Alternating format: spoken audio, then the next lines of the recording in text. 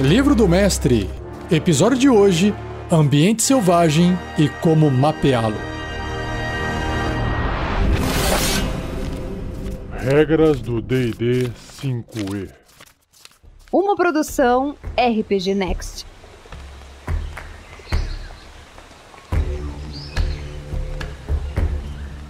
Então, continuando o capítulo 5, Ambientes de Aventura, o livro apresenta o ambiente selvagem. Entre as masmorras e os assentamentos do seu mundo de campanha, existem campos, florestas, desertos, cadeias de montanhas, oceanos e outras extensões de ambiente selvagem aguardado para serem atravessadas. Dar vida a áreas selvagens pode ser uma parte divertida do seu jogo, tanto para você quanto para os seus jogadores. As duas abordagens a seguir funcionam particularmente bem. Essas duas abordagens são a montagem de viagem e a abordagem hora a hora. Seja você também um guerreiro ou uma guerreira do bem. Para saber mais, acesse padrim.com.br/rpgnext ou picpay.me/rpgnext. Abordagem de montagem de viagem. Às vezes, o destino é mais importante que a jornada. Se o propósito de uma viagem pelo ambiente selvagem for levar os personagens para o lugar onde a verdadeira aventura está, passe por cima da viagem sem fazer verificações para encontros pelo caminho.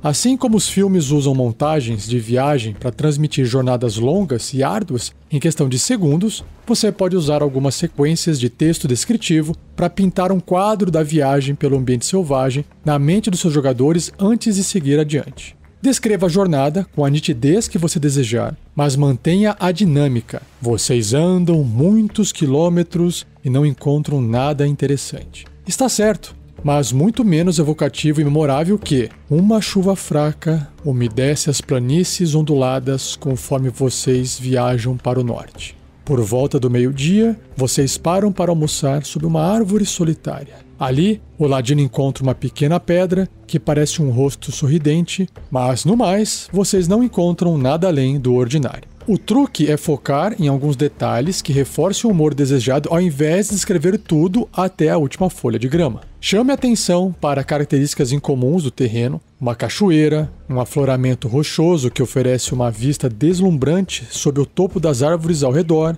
uma área onde a floresta foi queimada ou cortada e assim por diante. Também descreva cheiros e sons notáveis, como o rugido de um monstro distante, o cheiro de madeira queimada ou o aroma suave de flores em uma floresta élfica. Além da linguagem evocativa, recursos visuais podem ajudar a definir a cena nas viagens dos personagens. Imagens procuradas na internet podem levar a você a paisagens deslumbrantes. De fato, é uma boa frase para se buscar, tanto reais quanto fantásticas. Tão surpreendentes quanto os cenários do mundo real podem ser, viagens pelo ambiente selvagem podem ser usadas para lembrar os jogadores de que seus personagens estão num mundo de fantasia. De vez em quando, apimente suas descrições com elementos verdadeiramente mágicos. Uma floresta poderia ser o lar de dragonetes miúdos ao invés de pássaros, ou suas árvores poderiam estar envoltas por teias gigantes ou ter uma misteriosa seiva verde brilhante. Use esses elementos moderadamente. Paisagens muito exóticas podem atrapalhar o sentimento de imersão de seus jogadores no mundo.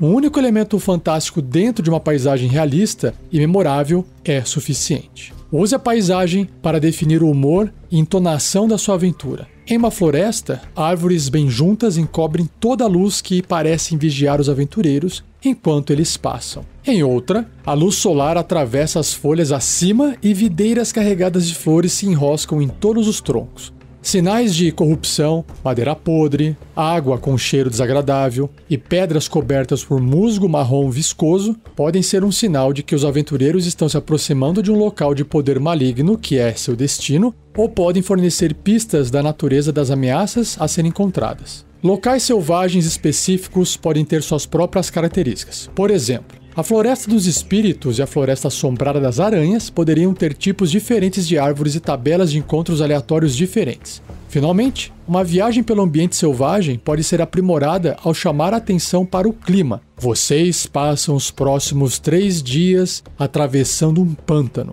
Soa menos angustiante que vocês passam os próximos 3 dias arrastando-se com lama até os joelhos. os primeiros 2 dias e noites de chuva torrencial, e então outro dia sob sol forte, com enxames de insetos famintos alimentando-se de seu sangue. Abordagem hora a hora. Às vezes a jornada exige tanto tempo e atenção quanto o destino. Se uma viagem pelo ambiente selvagem tiver características proeminentes na sua aventura e não for algo que você queira pular, você irá precisar de mais que uma mera visão geral descritiva para dar vida a uma longa e angustiante jornada. Você precisará saber a ordem de marcha do grupo e ter encontros preparados. Deixe seus jogadores determinarem a ordem de marcha do grupo. Veja o livro do jogador para mais informações. Os personagens na fileira da frente provavelmente sejam os primeiros a perceber pontos de referência e características do terreno, assim como os responsáveis pela navegação. Os personagens na fileira de trás geralmente são responsáveis por garantir que o grupo não esteja sendo seguido.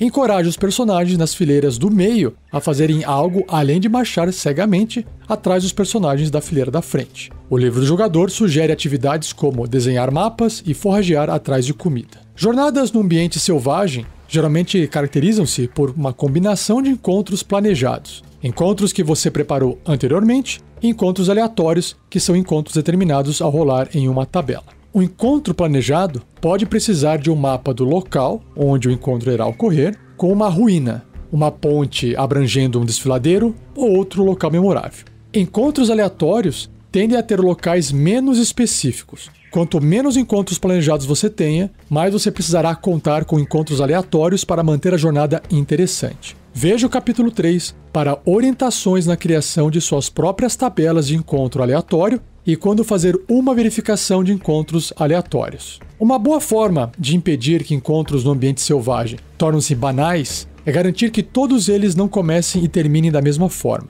Em outras palavras, se o ambiente selvagem é seu palco e sua aventura é a peça ou filme, pense em cada encontro selvagem como uma cena individual e tente organizar cada um de uma forma levemente diferente para manter o interesse dos jogadores. Se um encontro aparece para os personagens na frente, o próximo deveria vir até eles de cima ou por trás. Se o encontro caracteriza-se por monstros furtivos, um personagem que esteja próximo dos animais de carga do grupo poderia ter a primeira indicação que monstros estão próximos quando um pônei relinchar nervosamente. Se o encontro caracteriza-se por monstros barulhentos, o grupo poderia ter a opção de se esconder ou preparar uma emboscada. Um grupo de monstros poderia atacar o grupo de aventureiros à primeira vista e outro poderia permitir passagem segura por comida. Recompense os personagens por procurarem enquanto viajam, fornecendo coisas para que eles encontrem. Estátuas quebradas, rastros, acampamentos abandonados e outras descobertas podem adicionar interesse ao seu mundo.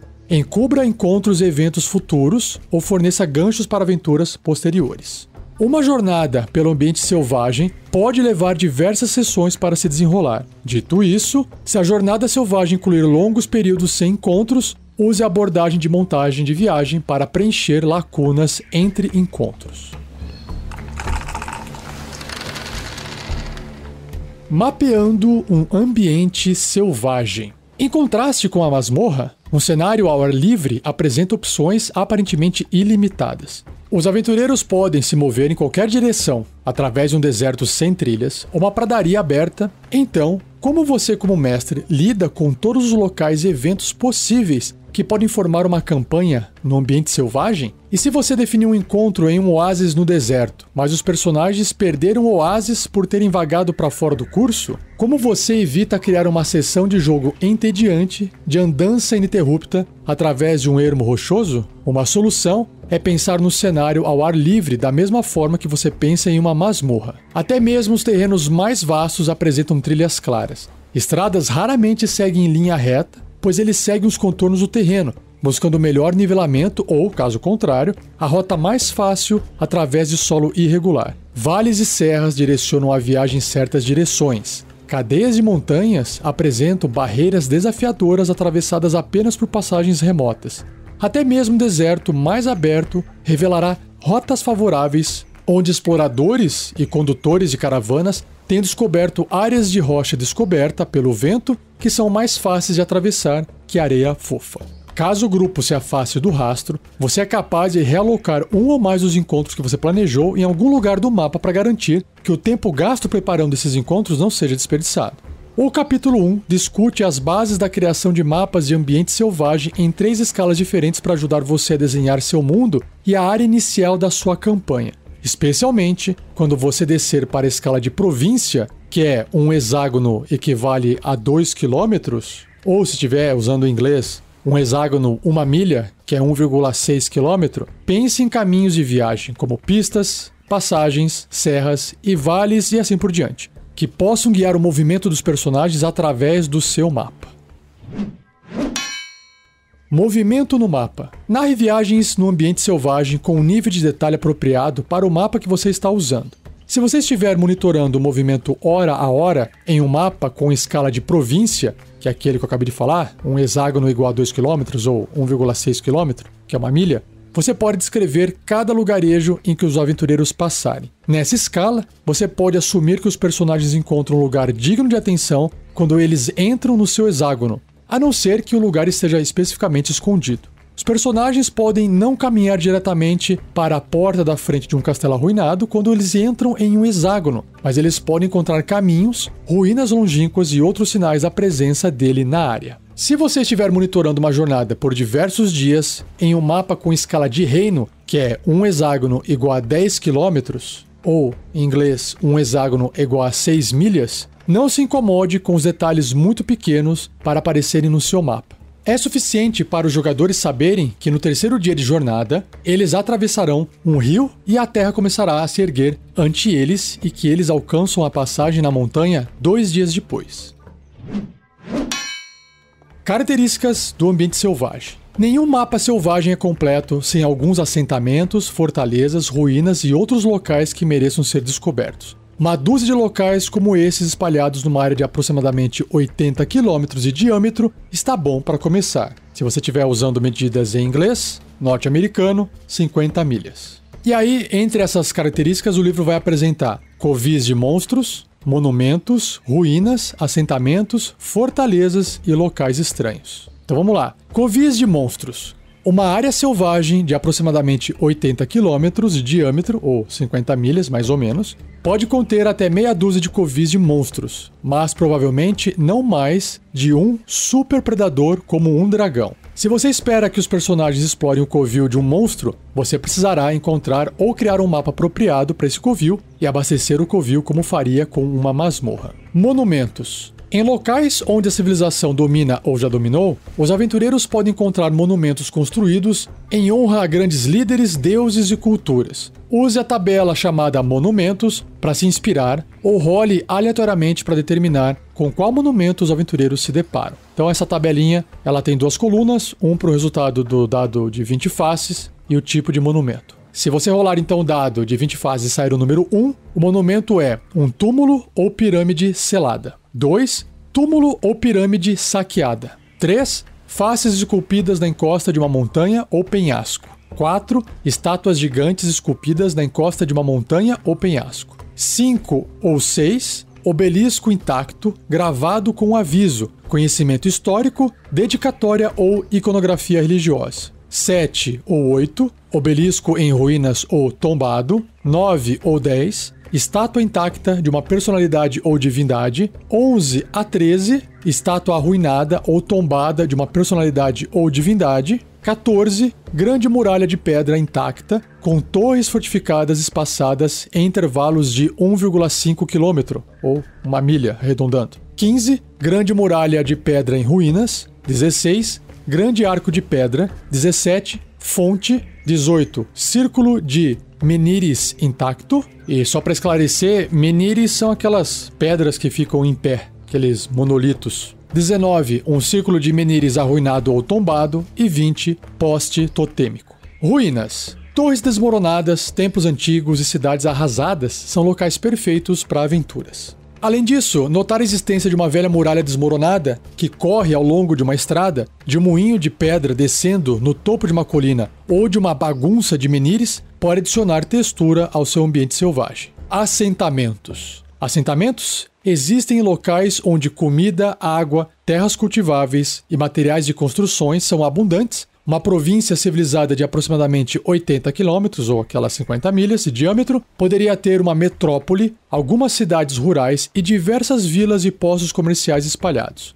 Uma área civilizada teria um único posto comercial que ficaria nas margens da fronteira selvagem, mas nenhum assentamento maior. Além de assentamentos, uma província teria vilas e cidades arruinadas que foram ou abandonadas ou servem de covis para bandidos e monstros saqueadores. Fortalezas. Fortalezas conferem à população local proteção em tempos de dificuldade. O número de fortalezas em uma área depende da sociedade dominante, da população, da importância estratégica ou vulnerabilidade da região e da riqueza do território. E por fim, locais estranhos. Locais estranhos fazem do fantástico e sobrenatural uma parte intrínseca das suas aventuras no ambiente selvagem. E o livro apresenta uma tabela chamada Locais Estranhos, que é composta por 2 colunas, uma para o resultado do D20 rolado e outra o local. Então, se sair 1 ou 2, o local é Zona de Magia Morta, similar a um campo anti-magia. 3, Zona de Magia Selvagem, e aí você vai rolar na tabela chamada Surto de Magia Selvagem do livro de jogador, sempre que uma magia for conjurada dentro da zona. 4, Pedregulho Esculpido com Rostos Falantes. 5, Caverna de Cristal que responde perguntas misticamente. 6, Árvore Antiga contendo um espírito aprisionado. 7 ou 8, Campo de Batalha onde uma névoa duradoura ocasionalmente assume formas humanoides. 9 ou 10, Portal permanente para outro plano de existência. 11, Poço dos Desejos. 12, Estilha de cristal gigante projetando-se do solo. 13, Navio naufragado em algum lugar longe da água. 14 ou 15, Colina ou monte assombrado. 16, Balsa de rio guiada por um capitão esquelético.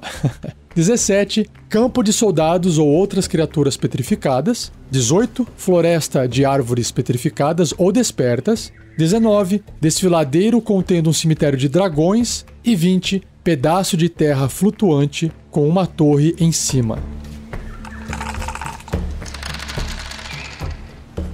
Sobrevivência no ambiente selvagem. Aventurar-se no ambiente selvagem apresenta uma série de perigos, além das ameaças de predadores monstruosos e saqueadores selvagens. Então, começando com o clima. Você pode escolher o clima que se encaixe na sua campanha ou rolar na tabela chamada Clima para determinar o clima de um determinado dia, ajustando o terreno e estação de forma apropriada. Essa tabela chamada Clima ela é separada em 3 partes: temperatura, vento e precipitação. Então você rola um D20 e verifica cada um desses 3 resultados. Então se você tirou entre 1 e 14, que é a maior parte do dado do D20, né? A temperatura é normal para a estação. Se saiu 15 a 17, você vai rolar um D4 e vai multiplicar por 5, e esse é o resultado em graus Celsius, mais frio que o normal. E no livro em inglês eles usam graus Fahrenheit, então esquece.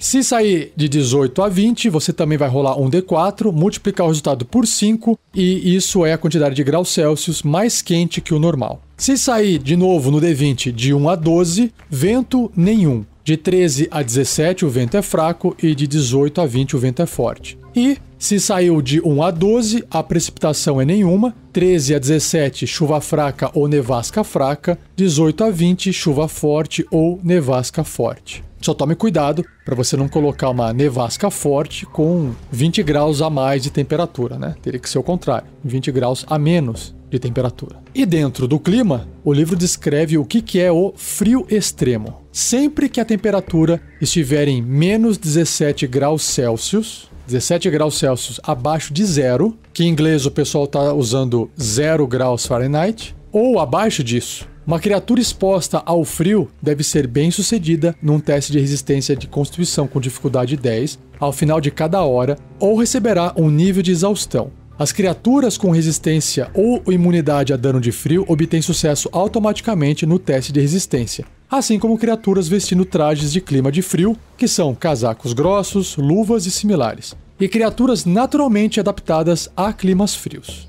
Já o calor extremo é quando a temperatura estiver em 38 graus Celsius ou acima disso, que em Fahrenheit são 100 graus. Uma criatura exposta ao calor e sem acesso à água potável deve ser bem sucedida no teste de resistência de constituição ao final de cada hora ou receberá um nível de exaustão. A CD ou dificuldade é 5 para a primeira hora e aumenta em 1 para cada hora adicional. Criaturas vestindo armaduras médias ou pesadas ou que estejam vestindo roupas pesadas têm desvantagem no teste de resistência. E criaturas com resistência ou imunidade a dano de fogo obtêm sucesso automaticamente no teste de resistência, assim como criaturas naturalmente adaptadas a climas quentes. Também tem a opção de climas com vento forte. Um vento forte impõe desvantagem em jogadas de ataque com armas à distância e também em testes de sabedoria e percepção relacionados à audição.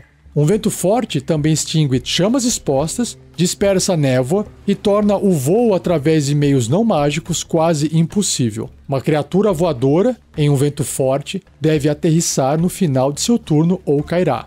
Um vento forte em um deserto pode criar uma tempestade de areia que impõe desvantagem também em testes de sabedoria e percepção relacionados à visão. E, por fim, precipitação pesada. Tudo na área de uma chuva forte ou nevasca forte fica sob escuridão leve e as criaturas na área têm desvantagem em testes de sabedoria e percepção relacionados à visão. Uma chuva forte também extingue chamas expostas e impõe desvantagem nos testes de sabedoria e percepção relacionados à audição.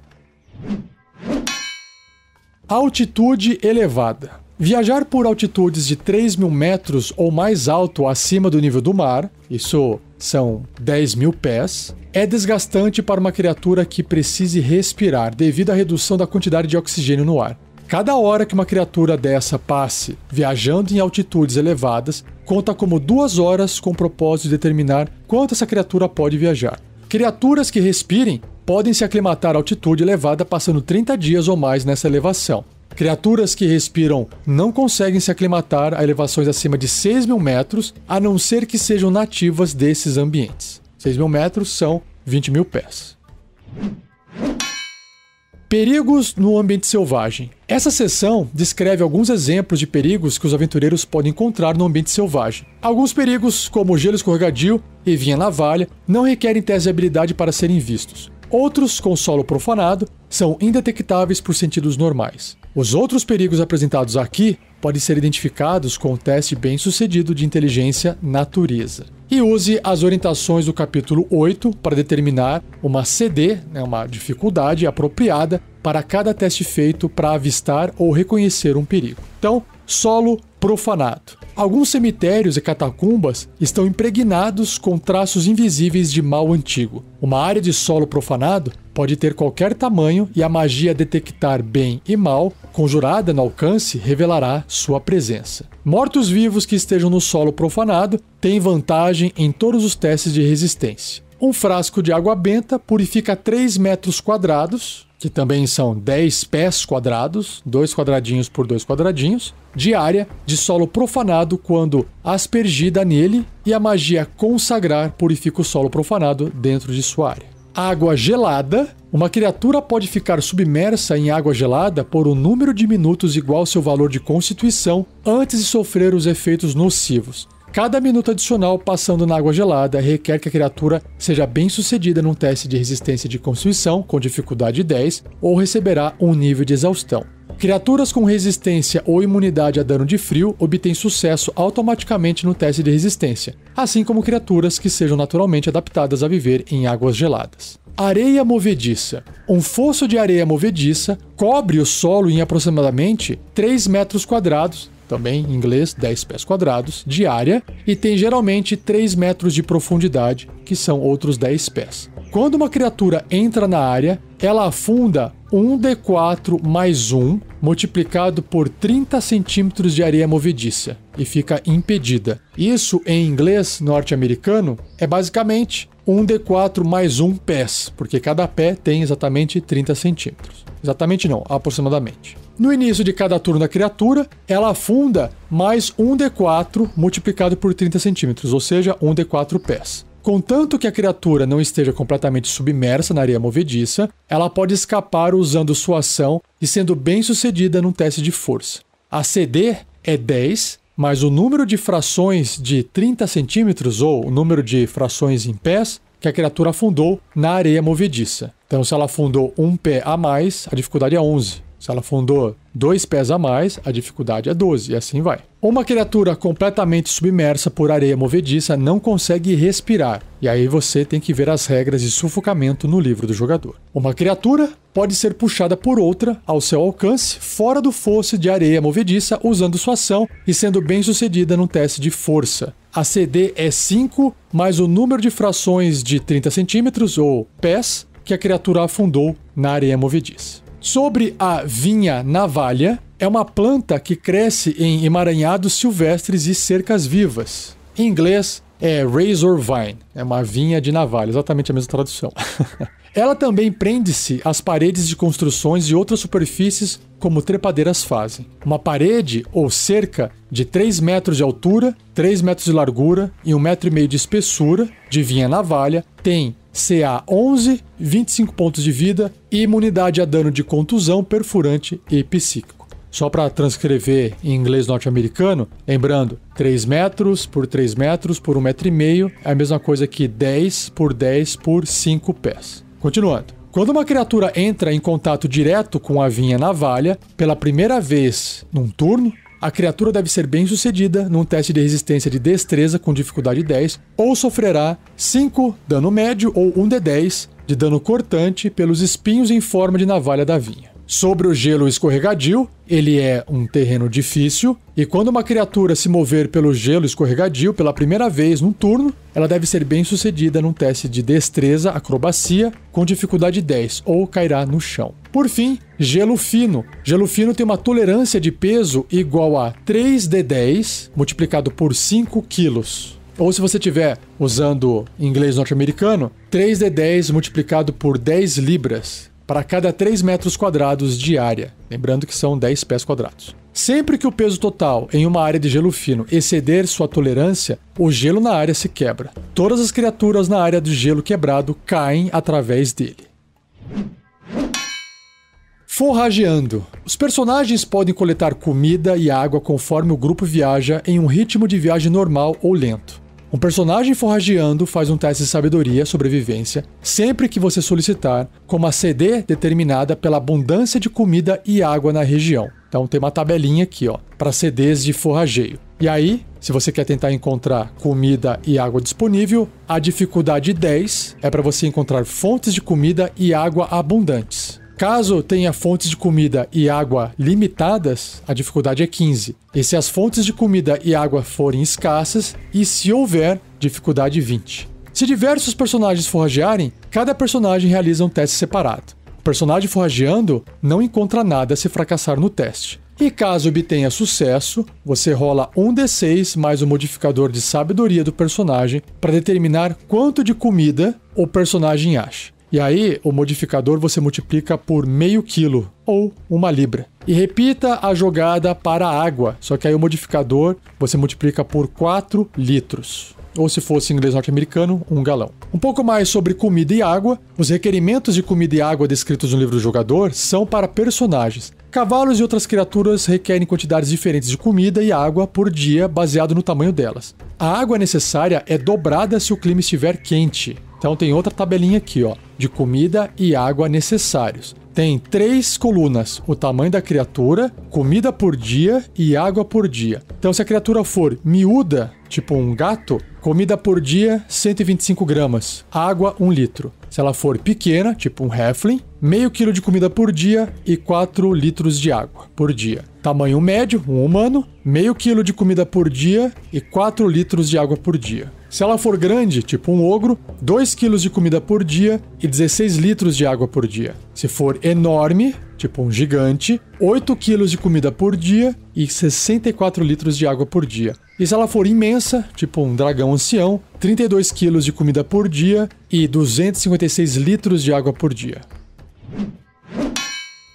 Se perdendo. A não ser que estejam seguindo uma trilha ou algo parecido, os aventureiros viajando no ambiente selvagem correm o risco de se perderem. O navegador do grupo faz um teste de sabedoria sobrevivência quando você decide que é apropriado contra uma CD determinada pelo terreno predominante, como mostrado na tabela Navegação pelo ambiente selvagem. Se o grupo estiver se movendo em ritmo lento, o navegador ganha mais 5 de bônus no teste e um ritmo rápido impõe menos 5 de penalidade.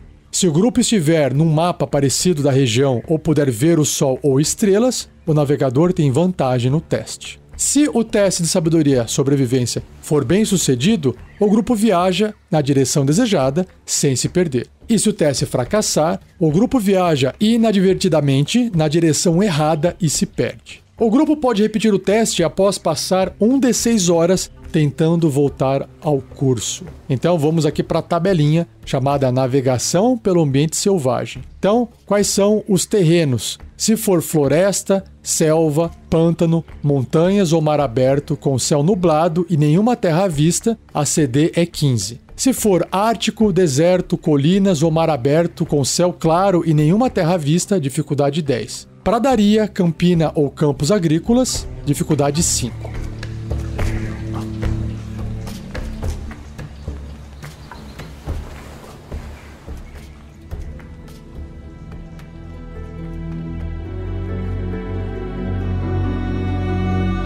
E assim eu encerro mais um episódio do Regras do D&D 5e. Espero que você tenha curtido. E se você curtiu, faça exatamente isso. Deixe o seu like, compartilhe com outros que possam gostar e agradeça ao editor Gleico Vieira Pereira. Se você tiver dúvidas, quiser enviar um e-mail para mim, para rafael47@rpgnext.com.br, pode me enviar que se a sua dúvida for pertinente de gravar um episódio, eu o farei e lançarei respostas futuras com perguntas feitas para mim. E se você costuma ouvir podcast por aplicativos, agregadores de podcast, como o Spotify, iTunes, o Deezer, Castbox e por aí vai, nos avalie. Lá você pode colocar a quantidade de estrelas, geralmente vai de 1 a 5. Faça uma avaliação nossa e deixe um comentário se possível, porque ajuda bastante a divulgar o projeto. E não perca o próximo episódio, onde eu irei apresentar a continuidade do capítulo 5, só que agora vou entrar em assentamentos, encontros urbanos e ambientes incomuns. Beleza? Então muito obrigado, um abraço e até o próximo episódio.